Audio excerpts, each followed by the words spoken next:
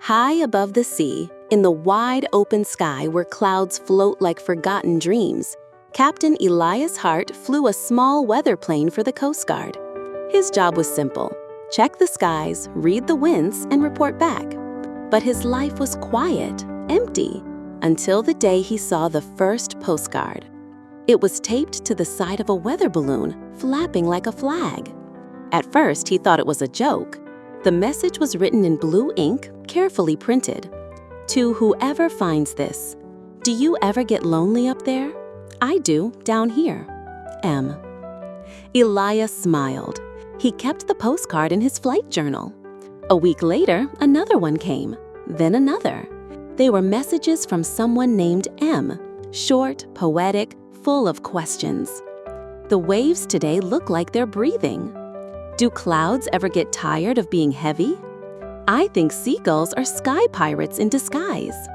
They made him laugh, made him feel something again. So, one day, he replied. He tied a note to a small supply drop and aimed it toward the island the balloon seemed to come from. His message was simple: you're not the only one who's lonely. E. From then on, they wrote to each other every week, tied to balloons, slipped into packages, dropped by chance and hope. He learned her name, Mira. She was a lighthouse keeper on a tiny, almost forgotten island called Fenton's Rock. She had been stationed there alone for over a year. Their words became a ritual, a lifeline. She told him about her garden on the cliffs, how she baked bread and sang to the ocean. He told her about the sky, the stars from the cockpit, the silence between clouds. They never met, never spoke, but a kind of love bloomed between the sentences. Then came the storm. A sudden, violent cyclone tore through the sea. Elias flew over the island to check in, but saw nothing. The lighthouse light was out. No balloons, no postcards. For days, no news came. He couldn't sleep, couldn't think. He flew every route he could, circling Fenton's Rock again and again. Until finally, against orders and logic, he landed his small plane on the rocky island's emergency strip. Wind still roared, but his heart was louder. He ran to the lighthouse, soaked, shouting her name. The place was damaged, windows cracked, garden flooded, but the tower stood. He found her in the light room, wrapping her hand in a cloth. She had slipped during the storm and hurt herself trying to keep the light alive with a backup generator. When she saw her, her lips parted in disbelief. "Elias? I got tired of waiting for your next postcard." They laughed and then cried, standing in the middle of the storm's aftermath. He touched her hand gently. "You saved me. Every letter, every word." She looked at him, really looked, and whispered, "You made the sky feel like home." Months later, the lighthouse was repaired, but no longer lonely.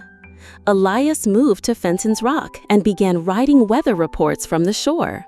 Mira still sent out balloons, but now with poems signed by both of them, little bits of love and wonder floating out into the world. People found them, wrote back. The island became a legend, and every evening the sky above the lighthouse lit up with hope.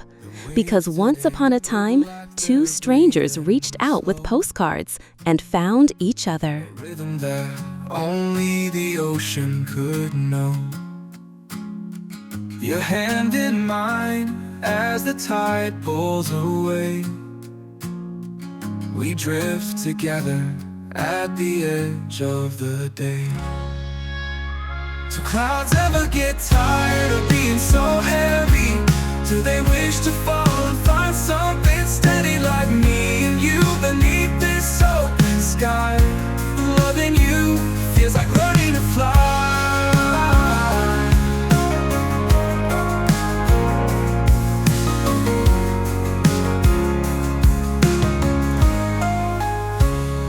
Seagulls are sky pirates in disguise, stealing the horizon from our eyes. But even they can't take this moment from us. Our love is the treasure no storm could adjust. Do clouds ever get tired of being so heavy?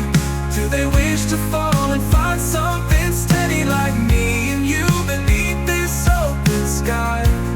Loving you feels like learning to fly.